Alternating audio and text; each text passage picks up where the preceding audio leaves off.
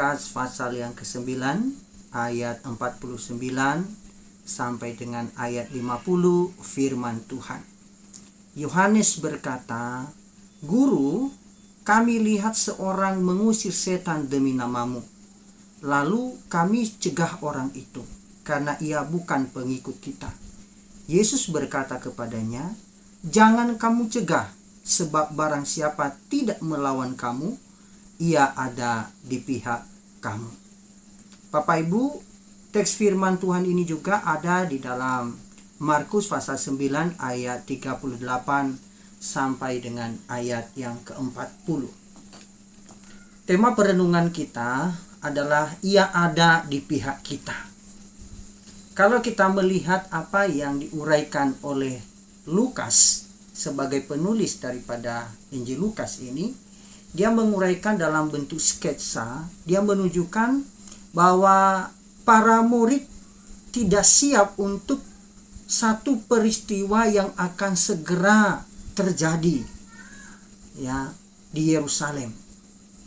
Kalau kita melihat di ayat 37 sampai 43, di sini Yesus sedang mengingatkan mereka bahwa ada hal yang terjadi di dalam diri sang guru. Dan di sini kalau kita melihat para murid tidak memiliki kekuatan untuk mengusir setan dari seorang anak. Kalau kita melihat membaca bagian teks ini, Yesus menyembuhkan anak itu dan meratapi betapa kurangnya iman dari para murid. Sehingga kalau kita melihat di ayat 43, dia mencoba mengingatkan mereka tentang hal yang akan terjadi.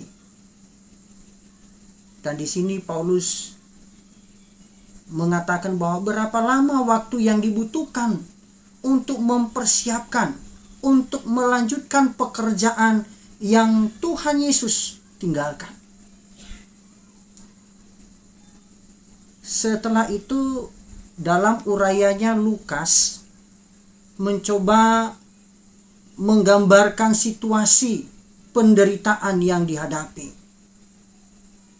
Bagaimana pengalaman yang harus dihadapi oleh Yesus dengan kematian.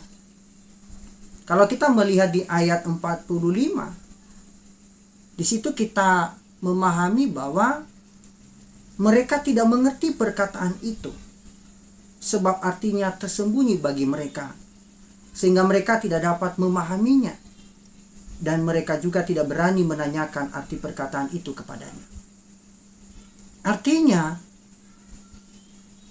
mereka bisa melihat sesuatu di luar, tetapi apa yang disingkapkan oleh Tuhan Yesus itu suatu hal yang sulit untuk dimengerti.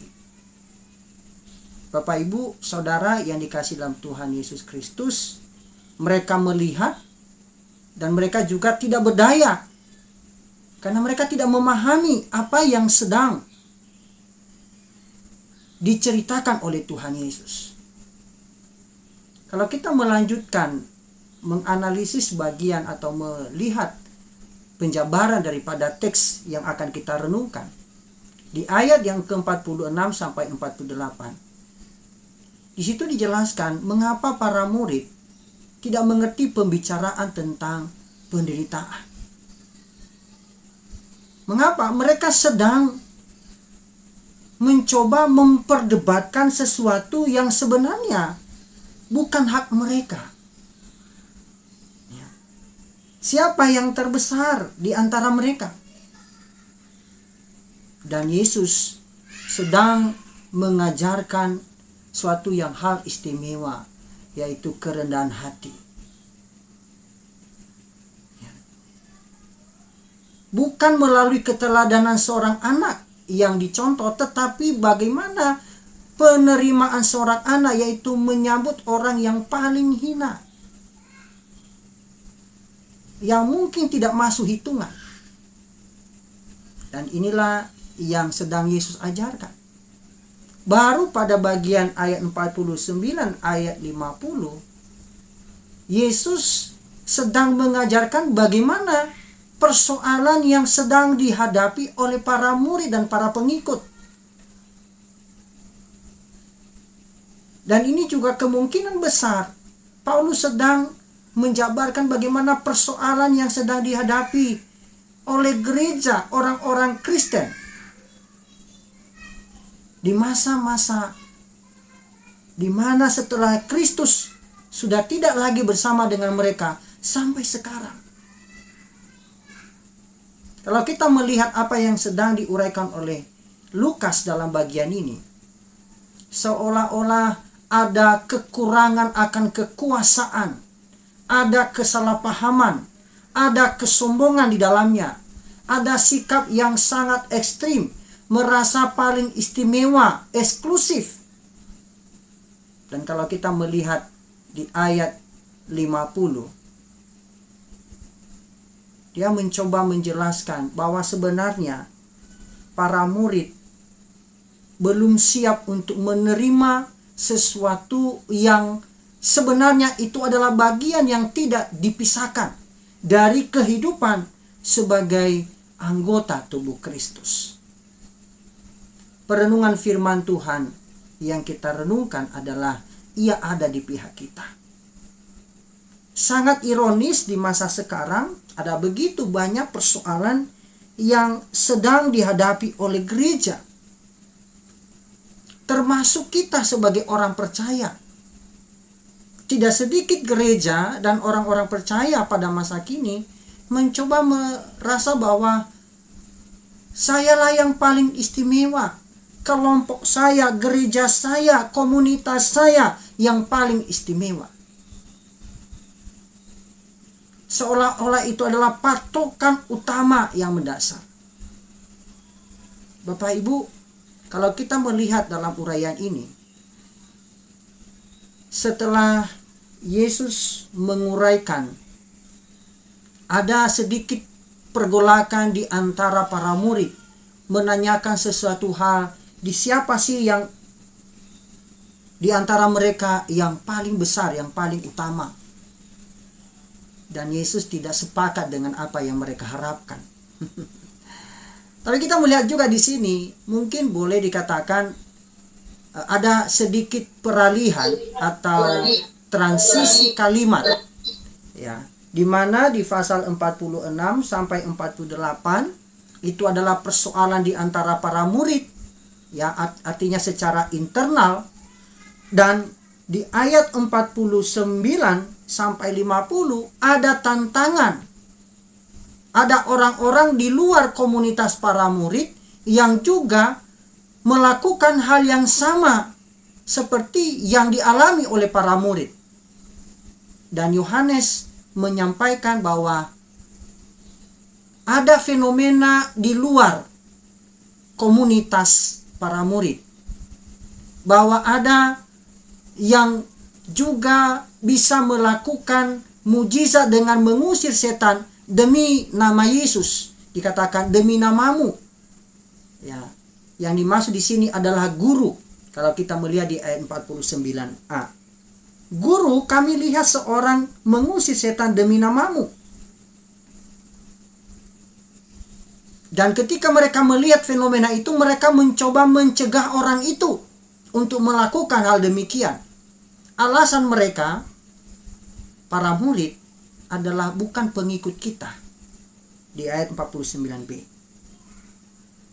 Lalu kami cegah orang itu karena ia bukan pengikut kita. Bapak Ibu, tidak sedikit dalam komunitas kita. Dalam komunitas, kalau kita melihat di luar sana, kalau bukan dari komunitas kita, maka orang yang di luar komunitas itu dianggap tidak sama, tidak sesuai. Ya, apalagi yang paling sering kita temukan adalah pernyataan gereja saya yang paling Alkitab, ya, organisasi saya yang paling baik, ya.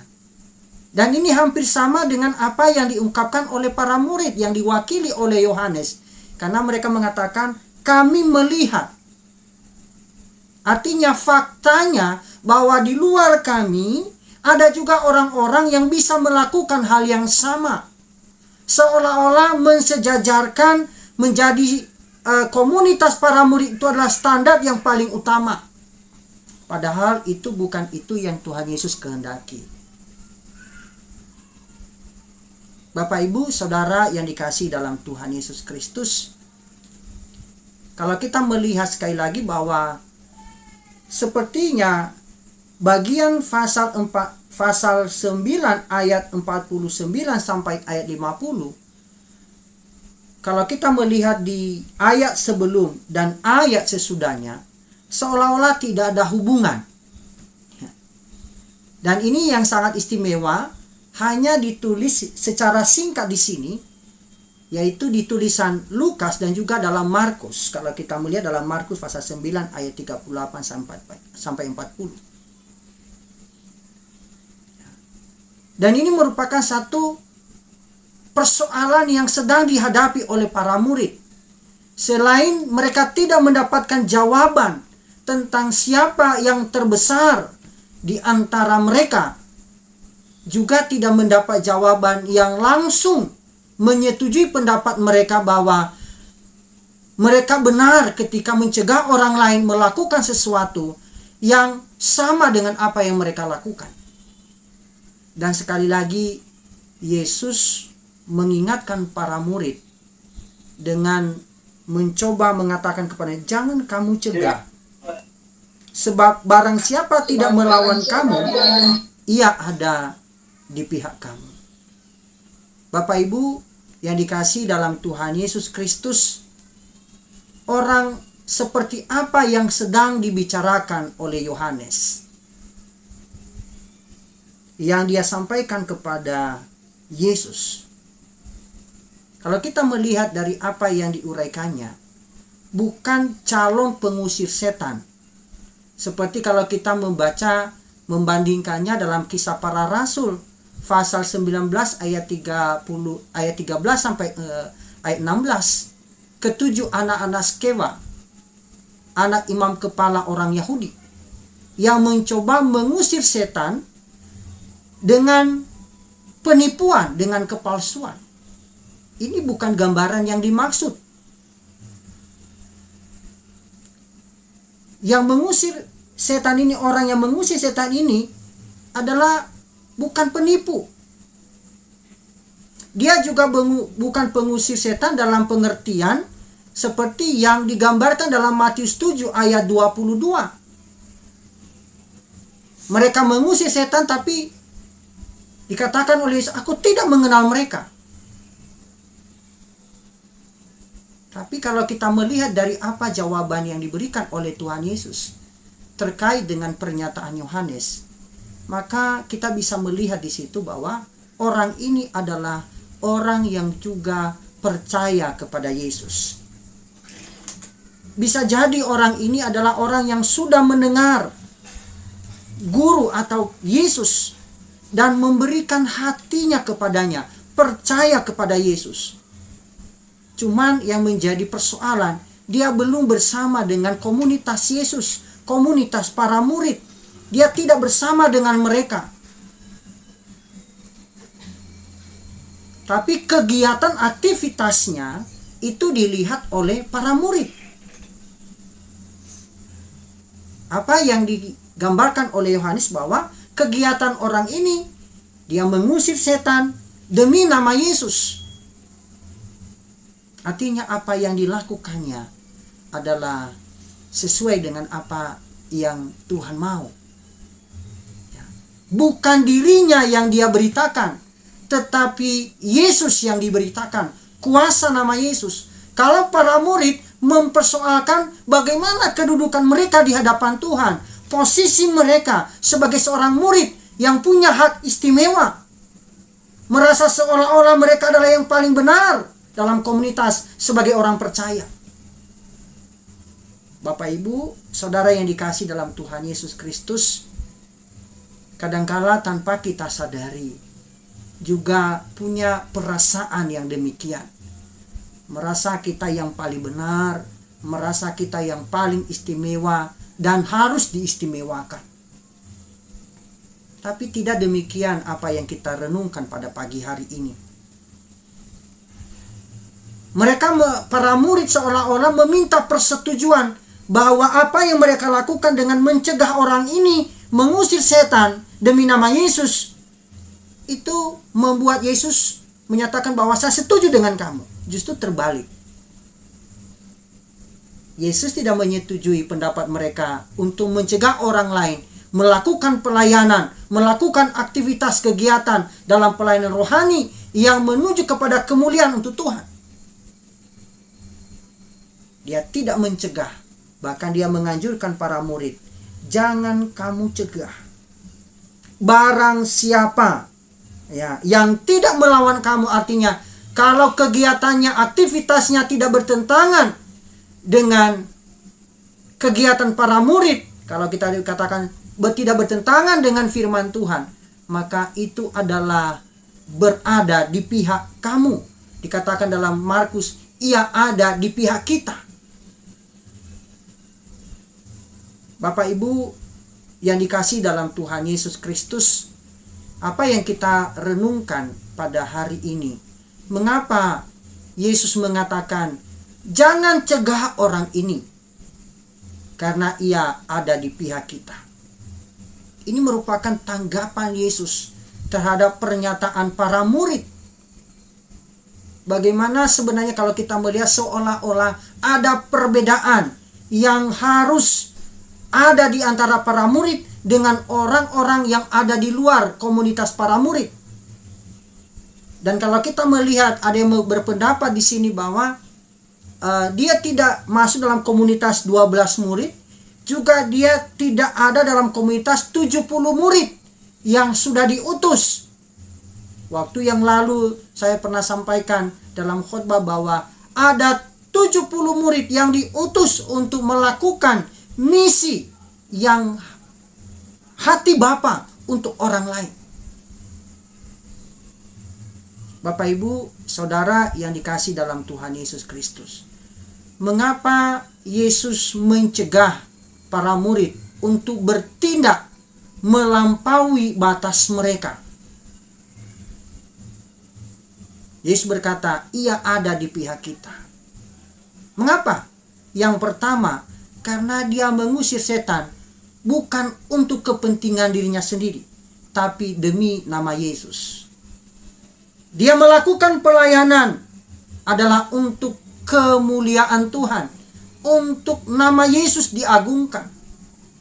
Bahkan dikatakan, mengapa ia ada di pihak kita? Karena dia tidak melawan, dia tidak bertentangan dengan apa yang dilakukan oleh para murid. Dikatakan dalam Markus pasal 9:40, barang siapa tidak melawan kita, ia ada di pihak kita.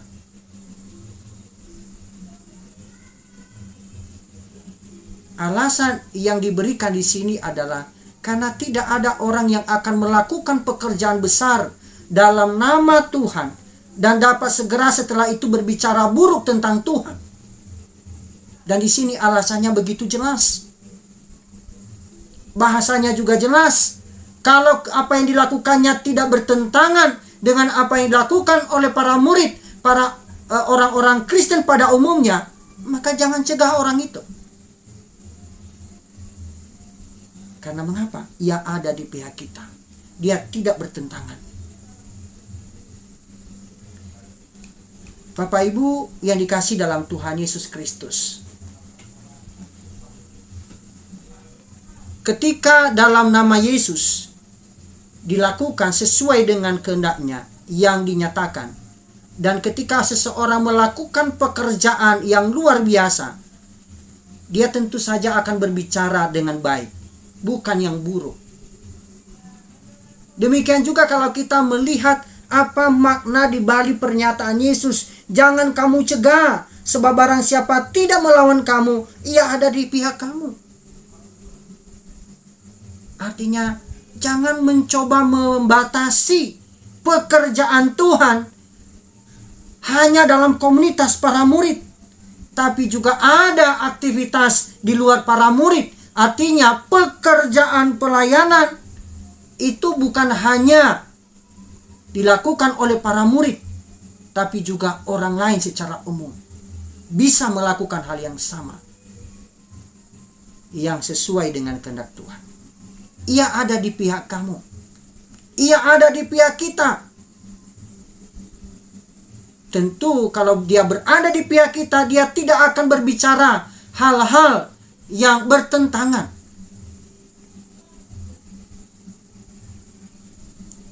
Di sini Yesus menghubungkan para murid atau para pengikutnya dengan dirinya dalam ungkapan dalam Markus pasal 9 ayat 40.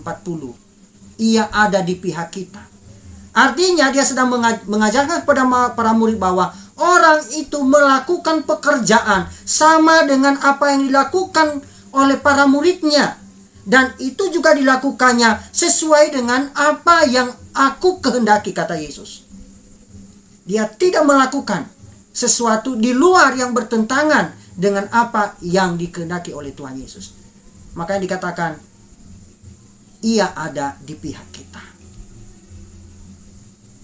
Kebenaran yang sama juga terungkap dalam kata-kata yang mungkin kita temukan dalam Matius pasal 12 ayat 30. Penekanan di situ yang dikatakan oleh Yesus, siapa tidak bersama aku, ia melawan aku. Dan siapa tidak mengumpulkan bersama aku, ia mencerai-beraikan. Artinya, ketika kegiatan pelayanan dilakukan bersama dengan Kristus, pasti kegiatan itu tidak akan berlawanan dengan apa yang Yesus kehendaki. Tapi ketika kegiatan pelayanan kita bertentangan dengan apa yang Yesus kehendaki, maka itu apa yang kita kerjakan itu pasti membuahkan hasil yang buruk, berlawanan dengan apa yang Tuhan kehendaki. Mengapa ia ada di pihak kita? Karena dia mengadakan mujizat demi nama Yesus, bukan untuk kemuliaan dirinya. Bapak Ibu Saudara, sangat mudah kita temukan di era sekarang ini melalui informasi. Ada banyak komunitas-komunitas tertentu menggunakan nama Yesus hanya untuk kepentingan dirinya sendiri. Dan itu juga yang dicontohkan oleh Lukas dalam Kisah Para Rasul. Bagaimana anak-anak imam kepala orang Yahudi, ketujuh anak-anak Skewa ini mencoba mengusir setan demi nama Yesus. Mereka merasa bahwa itu adalah kalimat mantra, bahwa dengan menyebut nama Yesus maka setan pun keluar. Justru tidak, karena motivasinya bukan untuk kemuliaan Tuhan Yesus, tapi untuk kemuliaan diri sendiri. Bapak Ibu, tidak sedikit hamba-hamba Tuhan, gereja-gereja Tuhan mengalami keterpurukan karena tidak memprioritaskan apa yang Tuhan kehendaki.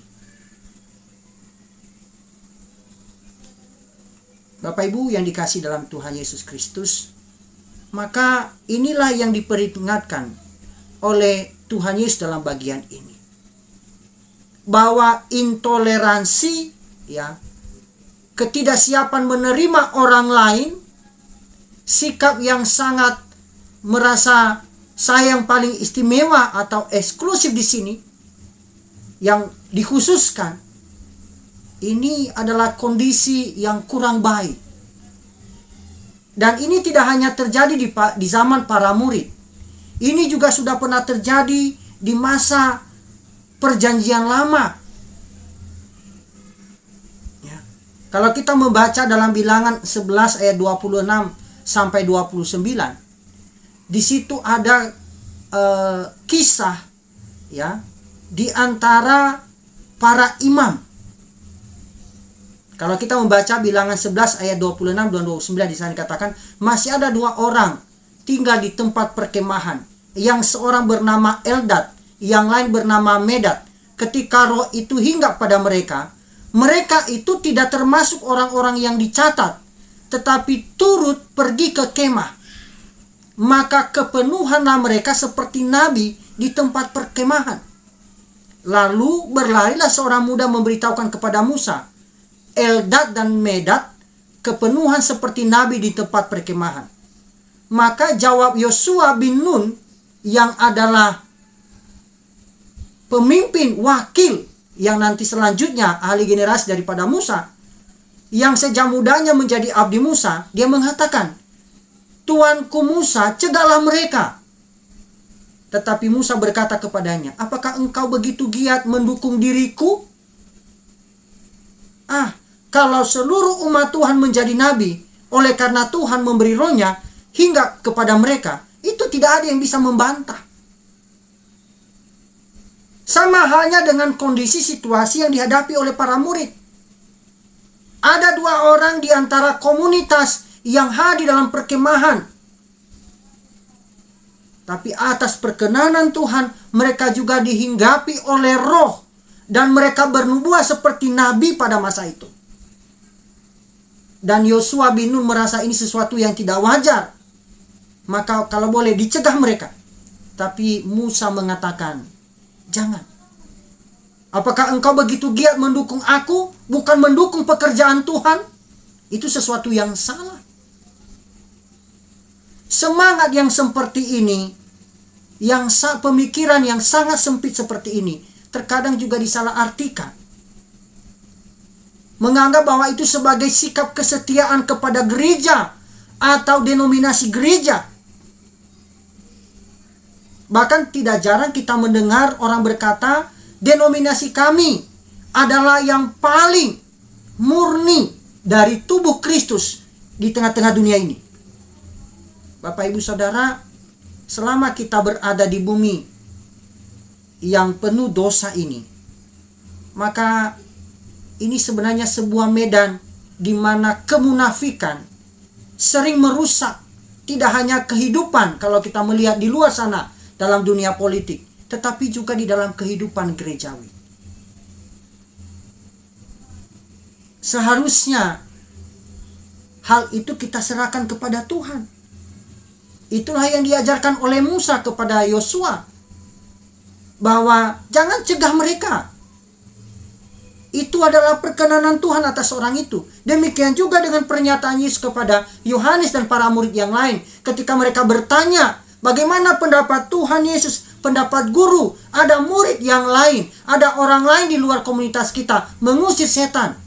Dan kami telah mengambil sikap untuk mencegah supaya tidak melakukan hal itu lagi. Dan Yesus mengingatkan, jangan cegah orang itu. Mengapa? Karena ia ada di pihak kita. Bapak Ibu yang dikasih dalam Tuhan Yesus Kristus, tidak hanya terjadi dalam perjanjian lama dan di masa Yesus antara para murid, ya, tapi juga terjadi setelah Yesus, seperti yang dialami oleh Paulus. Kalau kita membaca dalam Filipi pasal 1 ayat 14 sampai 18,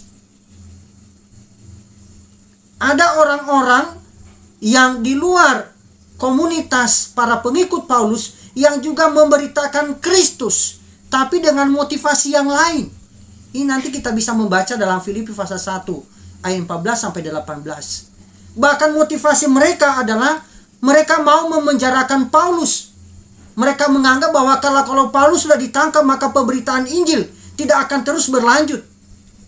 Ini sanggaan anggapan mereka. Tetapi justru yang terjadi adalah Paulus dipakai oleh Tuhan secara luar biasa. Tidak hanya secara bebas, tapi juga mengalami kebebasan penuh.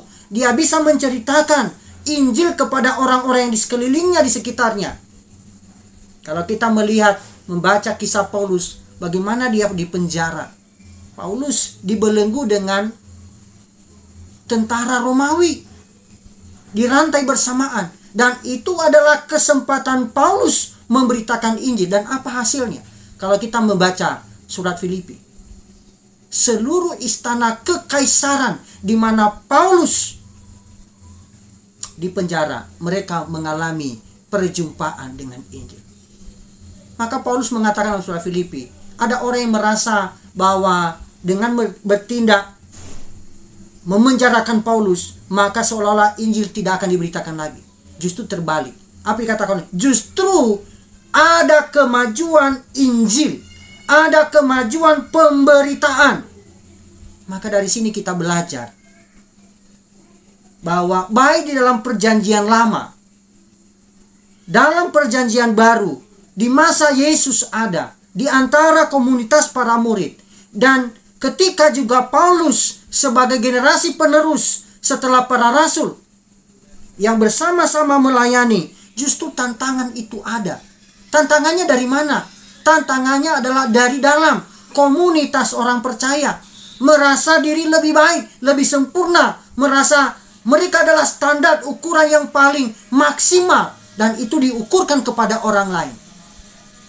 Dan firman Allah pada pagi hari ini mengingatkan kita harus sadar bahwa Allah bisa memakai siapapun untuk menyatakan kemuliaannya.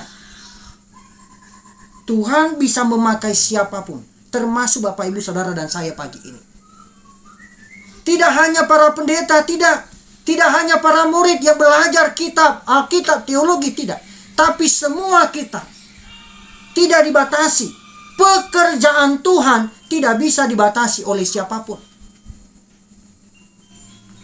Selagi pekerjaan Tuhan terus dikerjakan, pelayanan Tuhan terus dilakukan, penginjilan terus dikobarkan, pemberitaan Injil terus berkembang, dan sesuai dengan kehendak Tuhan, itu tidak bertentangan, maka itu adalah hal yang paling baik.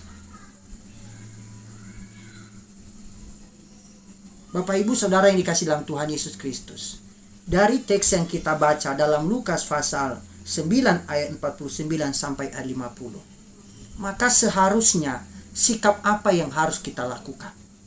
Yang pertama adalah mari kita mengedepankan kerendahan hati, bersedia menerima siapapun. Mengapa? Karena ia ada di pihak kita.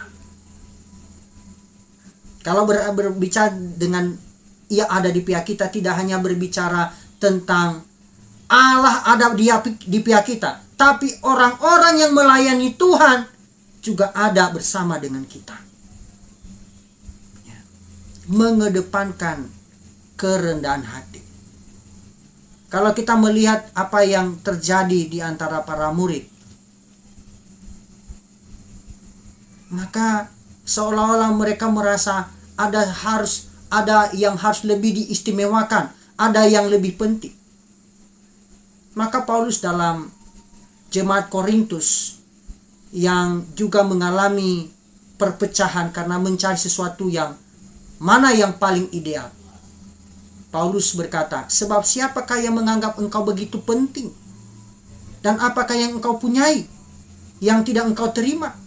Dan jika memang engkau menerimanya, mengapa engkau megahkan diri seolah-olah engkau tidak menerimanya?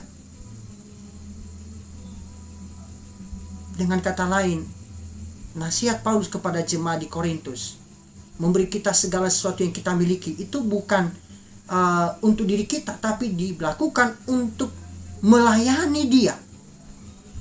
Segala karunia. Dalam jemaat Korintus ada perpecahan komunitas karena ada perbedaan-perbedaan karunia. Begitu juga dalam komunitas gereja kita. Ada banyak diberikan kemampuan-kemampuan berbeda satu dengan yang lain. Itu berarti berjalan bersamaan, melakukan pelayanan bersama-sama, supaya olehnya nama Tuhan ditinggikan dan dimuliakan. Semangat yang seperti itu yang kita butuhkan. Supaya apa? Kita terhindar dari kesombongan, tapi kita tetap mengedepankan kerendahan hati, bukan rendah diri. Sangat berbeda antara rendah hati dengan rendah diri.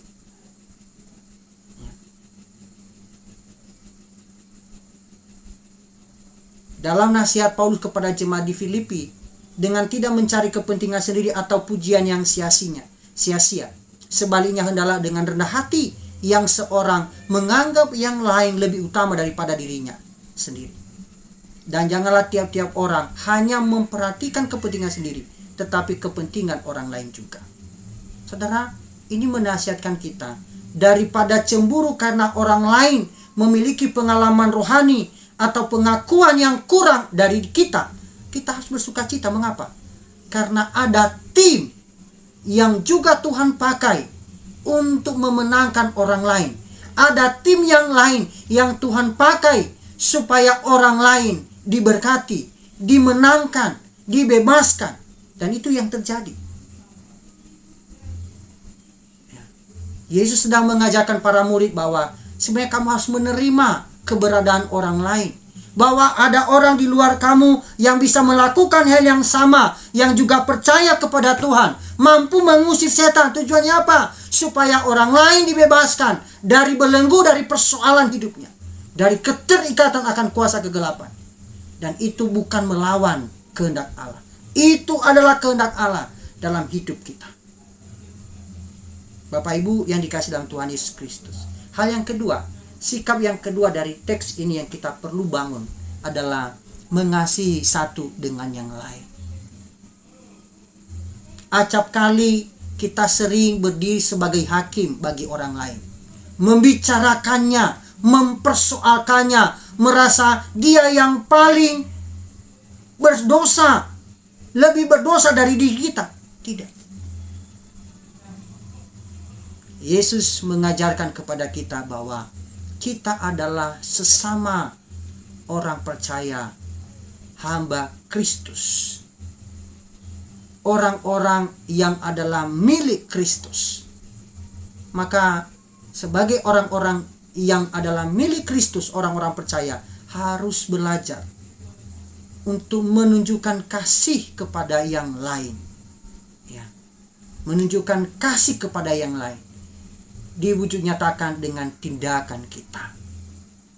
Hal yang ketiga, yang sikap yang perlu kita bangun dalam melihat teks ini, karena ia ada di pihak kita, adalah hidup berdampingan dan mau bekerja sama.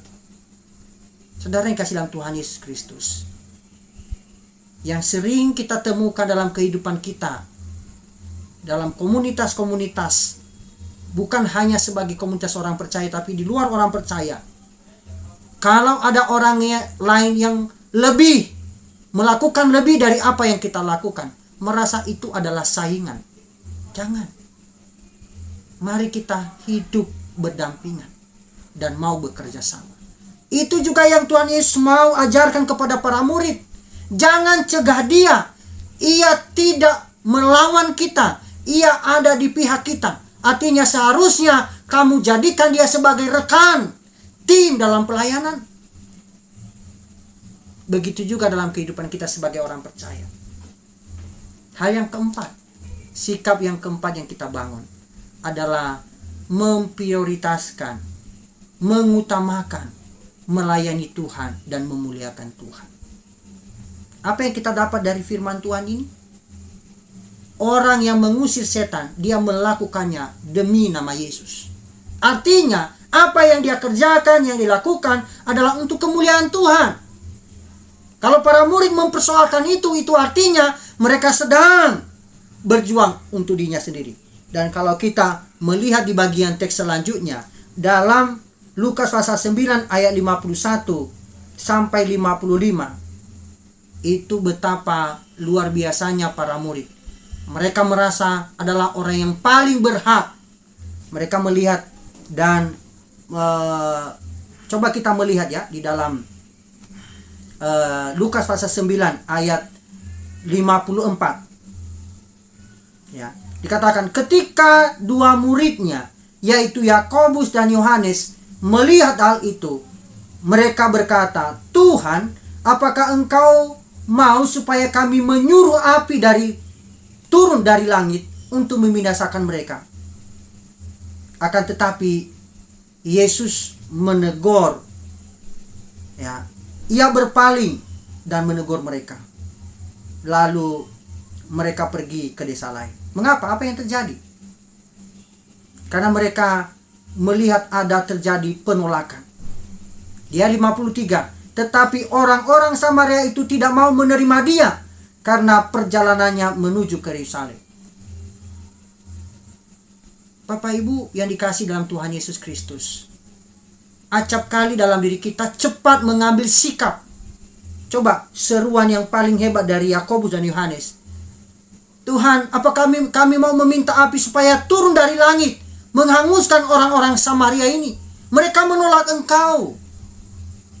Ya, merasa paling hebat, merasa paling istimewa. Yesus mengajarkan, mari prioritaskan melayani Tuhan.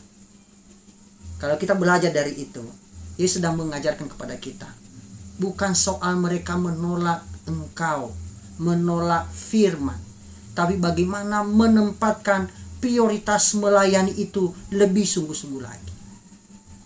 Bapak Ibu Saudara yang dikasihi dalam Tuhan Yesus Kristus, memang sangat ironi juga terjadi dalam komunitas gereja, komunitas orang-orang percaya.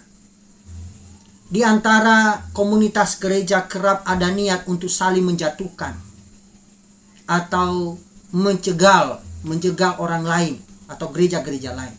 Ada saja gereja yang meluncurkan klaim, yang mengatakan klaim sebagai kelompok yang paling benar, sementara kelompok yang lain adalah yang sesat. Bahkan ada juga gereja yang mencoba menuduh yang lain tidak dipenuhi roh, kecuali gerejanya yang dipenuhi roh. Itu adalah komunikasi yang sering kita dengar. Pernyataan-pernyataan itu sering kita dengar. Tapi biarlah terang firman Tuhan hari ini mencelikan mata kita kembali, bahwa bukan itu yang diutamakan oleh Tuhan Yesus, tapi bagaimana kita menempatkan diri di hadapan Tuhan. Bagaimana kita hidup menerima satu dengan yang lain dan mau bekerja sama. Bagaimana kita mau mengasihi satu dengan yang lain. Bagaimana kita memprioritaskan pelayanan yang Tuhan percayakan. Firman Tuhan hari ini berbicara kepada kita bahwa sikap yang dibangun oleh para murid adalah sikap yang salah. Alkitab mengajarkan kepada kita dan Yesus mengajarkan melalui teks ini, bahwa siapa saja yang percaya kepada Yesus, ia ada di pihak kita. Dalam kondisi yang seperti ini, kita bisa diingatkan oleh lagu. Ada lagu yang sangat baik sekali. Ku tak pandang dari gereja mana, asal kau berdiri di atas firman-Nya. Kita adalah satu dalam baptisan, satu dalam nama Bapa, Anak, dan Roh Kudus. Kita sama-sama dibenarkan dan diselamatkan oleh darah Kristus. Bahkan kita pun memiliki satu tujuan, yaitu memuliakan Yesus Kristus.